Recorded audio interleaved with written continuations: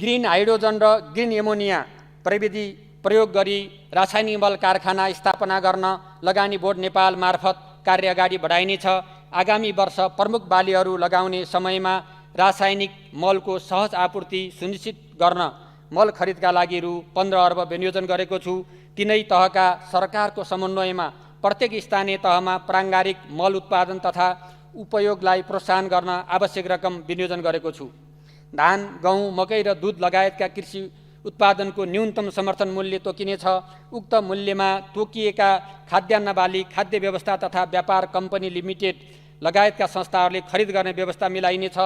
समर्थन मूल्य र खरिद मूल्य बीच अन्तर हुन गएमा शोध भर्ना उपलब्ध गराउने व्यवस्था मिलाएको छु।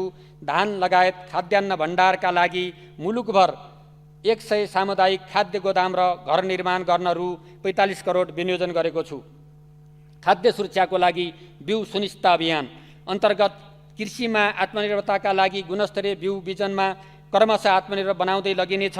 उन्नत तथा वर्णशंकर बिउ विकास तथा अनुसन्धानमा राष्ट्रिय कृषि अनुसन्धान परिषद, विश्वविद्यालयहरू, राष्ट्रिय तथा अन्तर्राष्ट्रिय सङ्घ संस्था, निजी क्षेत्र तथा किसानहरूको समन्वय र सहकार्यलाई प्रभावकारी बनाइनेछ।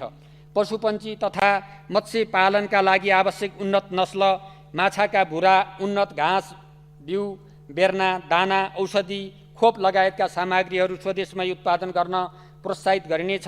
पशुपन्छीका महामारी रोग नियन्त्रणको लागि खोप कार्यक्रम सञ्चालन गरिनेछ। पशु नस्ल सुधार मार्फत उत्पादकत्व वृद्धि गर्न पशु प्रजनन कार्यालयको संस्थागत क्षमता सुदृढीकरण गरी मुलुकमा 510 स्थानीय तहमा कृषि गर्भाधान सेवा उपलब्ध गराइनेछ। कुखुरा लगायत पशुपन्छीको खोपको आयातमा सहजीकरण गरिनेछ। पोखरा र नेपालगञ्जमा रहेको सिमेन्ट उत्पादन केन्द्रमा थप प्रविधि जडान गरी उन्नत नस्लका साँडे र राँगा ल्याई सिमेन्ट उत्पादन गर्नेछ। आगामी वर्ष 2 लाख गाई र 2 लाख भैँसीको उन्नत नस्लको सिमेन्टबाट कृत्रिम गर्भाधान सेवा उपलब्ध गराइनेछ। कृषि खाद्य प्रविधि तथा पशुपन्छी रोग अन्वेषण प्रयोगशालालाई क्रमशः अन्तर्राष्ट्रिय प्रत्यायनयुक्त प्रयोगशालामा स्तरोन्नति गर्न न्यूनतम पूर्वाधार विकास र क्षमता अभिवृद्धिको लागि कार्यक्रम सञ्चालन गरिनेछ।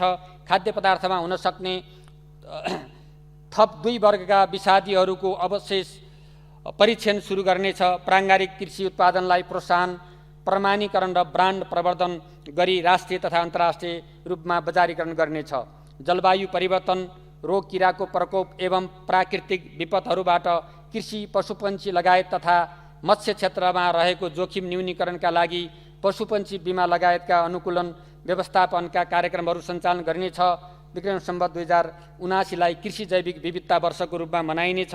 कृषि बाली तथा पशु बीमाको प्रिमियममा 80% अनुदान प्रदान गर्न रु 76 करोड विनियोजन गरेको छु।